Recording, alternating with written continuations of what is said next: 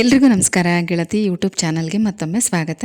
ಬನ್ನಿ ಸ್ನೇಹಿತರೆ, ನಾಳೆ ಸಂಕಷ್ಟಹರ ಚತುರ್ಥಿ ಪೂಜೆ ಹೇಗೆ ಮಾಡಬೇಕು, ಮಂತ್ರ ಸಹಿತ ಸಂಕಲ್ಪ ಸಹಿತ ಪೂಜೆ ಮಾಡುವಂಥ ವಿಧಾನವನ್ನು ತಿಳಿಸ್ಕೊಡ್ತಾ ಇದ್ದೀನಿ. ವಿಡಿಯೋನ ಸ್ಕಿಪ್ ಮಾಡದೆ ನೋಡಿ. ಈಗಾಗಲೇ ಪೂಜೆ ಸಮಯ ಎಲ್ಲ ನೀವು ತಿಳ್ಕೊಂಡಿದ್ದೀರಾ. ಹಿಂದಿನ ವಿಡಿಯೋಗಳಲ್ಲಿ ಇದನ್ನೆಲ್ಲ ವಿವರವಾಗಿ ತಿಳಿಸಿದ್ದೀನಿ. ಯಾರಾದರೂ ಇನ್ನೂ ಆ ವಿಡಿಯೋಗಳನ್ನ ನೋಡಿಲ್ಲ ಅಂದರೆ ಈಗಲೇ ನೋಡಿ ಪೂಜೆ ಸಮಯಗಳನ್ನೆಲ್ಲ ನೀವು ತಿಳ್ಕೊಬಹುದು. ಹಾಗೆ ಬ್ರಾಹ್ಮಿ ಮುಹೂರ್ತದಲ್ಲಿ ಪೂಜೆ ಮಾಡುವಂಥವರು ನಾಳೆ ಬೆಳಗ್ಗೆನೇ ಮಾಡಬೇಕು ಮತ್ತು ಸಂಜೆ ಕೂಡ ಮಾಡಬೇಕು. ಬೆಳಗ್ಗೆನೂ ನೈವೇದ್ಯ ಇಡಬೇಕು, ಸಂಜೆ ಕೂಡ ನೈವೇದ್ಯ ಇಡಬೇಕು. ಯಾಕೆ ಅಂದರೆ ಗಣೇಶ ಭೋಜನ ಪ್ರಿಯ.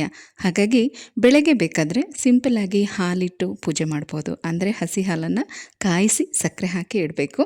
ಸಂಜೆಗೆ ಬೇಕಾದರೆ ನೀವು ಬೇರೆ ಏನಾದರೂ ನೈವೇದ್ಯ ಮಾಡಿ ಇಡಬಹುದು. ಅಥವಾ ನೀವು ಬೆಳಗ್ಗೆನೇ ಅಭಿಷೇಕ ಪೂಜೆ ಎಲ್ಲ ಮಾಡ್ತಾ ಇದ್ದೀವಿ ಅಂಥೇಳಿ ಬೆಳಗ್ಗೆ ನೀವು ನೈವೇದ್ಯ ಇಟ್ಟಿದ್ರೆ ಸಂಜೆಗೆ ಬೇಕಾದರೆ ಹಾಲನ್ನು ಇಟ್ಟು ನೈವೇದ್ಯ ಮಾಡಿ ಪೂಜೆ ಮಾಡ್ಬೋದು. ಒಟ್ಟಿನಲ್ಲಿ ಎರಡೂ ಟೈಮಲ್ಲೂ ಕೂಡ ನೈವೇದ್ಯ ಇಡಲೇಬೇಕು. ಬೆಳಗ್ಗೆ ಸೂರ್ಯೋದಯಕ್ಕಿಂತ ಮೊದಲೇ ಎದ್ದು ಮನೆಯೆಲ್ಲ ಗುಡಿಸಿ ಒರೆಸಿ ಬಾಗಿಲು ತೊಳೆದು ರಂಗೋಲಿ ಹಾಕಿ ಹೊಸಲಿಗೆ ಅರಿಶಿನ ಕುಂಕುಮ ಹೂವು ಎಲ್ಲನೂ ಕೂಡ ಇಟ್ಟು ತಲೆಗೆ ಸ್ನಾನ ಮಾಡಿ ಮಡಿ ಬಟ್ಟೆಗಳನ್ನು ಉಟ್ಕೋಬೇಕು. ನಾಳೆ ಶುಕ್ರವಾರ ಆಗಿರೋದ್ರಿಂದ ಹಳದಿ ಅಥವಾ ಕೆಂಪು ಬಣ್ಣದ ಬಟ್ಟೆಗಳನ್ನು ಧರಿಸ್ಬೋದು. ತುಂಬಾ ಒಳ್ಳೆಯದು. ಹಿಂದಿನ ದಿನವೇ ಪೂಜಾ ರೂಮೆಲ್ಲ ಕ್ಲೀನ್ ಮಾಡಿ ದೇವ್ರ ಸಾಮಾನೆಲ್ಲ ತೊಳೆದು ಜೋಡಿಸ್ಕೊಂಡಿದ್ರೆ ಶುಕ್ರವಾರ ಬೆಳಗ್ಗೆ ಕಳಸ ಇಟ್ಟು ನೀವು ಪೂಜೆನ ಪ್ರಾರಂಭ ಮಾಡಬಹುದು. ಅಥವಾ ಕೆಲವರೆಲ್ಲ ಗ್ರಹಣ ಬಿಟ್ಟ ಮೇಲೆ ಪೂಜಾ ರೂಮೆಲ್ಲ ಕ್ಲೀನ್ ಮಾಡಿ ದೇವ್ರ ಸಾಮಾನೆಲ್ಲ ತೊಳೆದು ಕಳಸ ಇಟ್ಟು ಪೂಜೆ ಮಾಡಿರ್ತೀರ ಅಂತಂದರೆ ಗಣಪತಿ ವಿಗ್ರಹ ಮತ್ತು ದೀಪಗಳು, ಕರ್ಪೂರ ದಾರತಿ, ಪಂಚಪತ್ರೆ ಇದನ್ನೆಲ್ಲ ನೀವು ತೊಳೆದು ದೀಪಗಳಿಗೆ ಹೊಸದಾಗಿ ಬತ್ತಿ ಹಾಕಿ ಎಣ್ಣೆ ಅಥವಾ ತುಪ್ಪ ಹಾಕಿ ದೀಪ ಹಚ್ಚಿ ಪೂಜೆನ ಪ್ರಾರಂಭ ಮಾಡ್ಕೋಬಹುದು. ಈ ದಿನ ಗಣೇಶನ ವಿಗ್ರಹ ಇದ್ದರೆ ಪಂಚಾಮೃತ ಅಭಿಷೇಕ ಮಾಡೋದು ತುಂಬ ಒಳ್ಳೆಯದು. ಅದ್ರ ಜೊತೆಗೆ ಶಿವಲಿಂಗನ ಇಟ್ಕೊಂಡು ಕೂಡ ಅಭಿಷೇಕ ಮಾಡಿ. ಯಾಕೆಂದರೆ ಈ ಸಲದ ಸಂಕಷ್ಟಹರ ಚತುರ್ಥಿ ಬಾಲಚಂದ್ರ ಸಂಕಷ್ಟಹರ ಚತುರ್ಥಿ, ಅಂದರೆ ಶಿರದಲ್ಲಿ ಚಂದ್ರನನ್ನು ಧರಿಸಿದವನು ಅಂತ ಅರ್ಥ. ಹಾಗಾಗಿ ಶಿವನ ತಲೆ ಮೇಲೂ ಕೂಡ ಚಂದ್ರ ಇರೋದ್ರಿಂದ ನಿಮ್ಮ ಮನೇಲಿ ಶಿವಲಿಂಗ ಇದ್ದರೆ ಶಿವಲಿಂಗ ಮತ್ತು ಗಣೇಶನ ವಿಗ್ರಹ ಎರಡನ್ನೂ ಇಟ್ಟು ಅಭಿಷೇಕ ಮಾಡಿದ್ರೆ ತುಂಬ ಒಳ್ಳೆಯದು. ಹಾಲಿನ ಅಭಿಷೇಕ ಅಥವಾ ಪಂಚಾಮೃತ ಅಭಿಷೇಕ ಮಾಡಿ ತುಂಬಾ ಒಳ್ಳೆಯದು. ಅಭಿಷೇಕ ಎಲ್ಲ ಆದಮೇಲೆ ಶುದ್ಧವಾದ ನೀರಿನಿಂದ ವಿಗ್ರಹಗಳನ್ನು ತೊಳೆದು ಗಂಧ ಕುಂಕುಮ ಎಲ್ಲನೂ ಕೂಡ ಹಚ್ಚಿ ಒಂದು ಪೀಠದ ಮೇಲೆ ಪ್ರತಿಷ್ಠಾಪನೆ ಮಾಡಬೇಕು. ಅಥವಾ 2 ವಿಳ್ಯದೆಲೆ ಮೇಲೆ ಸ್ವಲ್ಪ ಅಕ್ಷತೆಯನ್ನು ಹಾಕಿ ಗರಿಕೆಗಳನ್ನು ಹಾಕಿ ಅದರ ಮೇಲೆ ಗಣೇಶನ ವಿಗ್ರಹವನ್ನು ಪ್ರತಿಷ್ಠಾಪನೆ ಮಾಡಬೇಕು.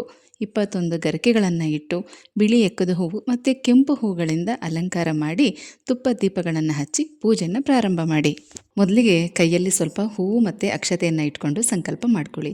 ಕೃಷ್ಣ ಪಕ್ಷದ ಶುಕ್ರವಾರದ ದಿನ, ಚತುರ್ಥಿ ತಿಥಿ, ಹಸ್ತ ನಕ್ಷತ್ರ.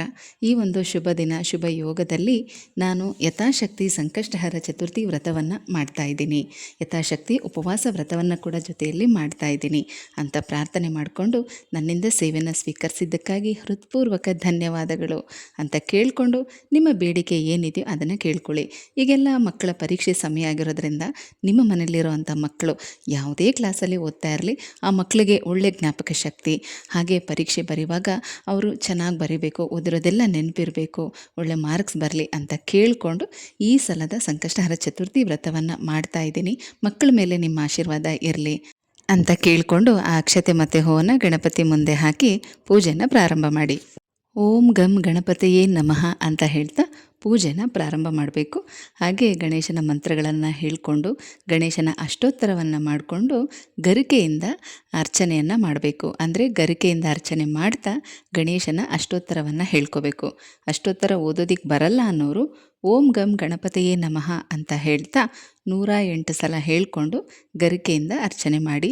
ಈ ದಿನ ತಪ್ಪದೆ ಗಣೇಶನ ಈ ಚಿಕ್ಕ ಮಂತ್ರಗಳನ್ನು ಪಠನೆ ಮಾಡಿ. ತುಂಬಾ ಒಳ್ಳೆಯದು. ತುಂಬ ಸುಲಭವಾಗಿ ಪಠನೆ ಮಾಡಬಹುದು. ಇದು ಗಣೇಶನ 12 ನಾಮಗಳು, ಅದರ ಜೊತೆಗೆ 2 ಗಾಯತ್ರಿ ಮಂತ್ರ. ಸಾಮಾನ್ಯವಾಗಿ ನಾವು ಗಣೇಶನ 21 ಹೆಸರುಗಳನ್ನು ಕೇಳಿರ್ತೀವಿ.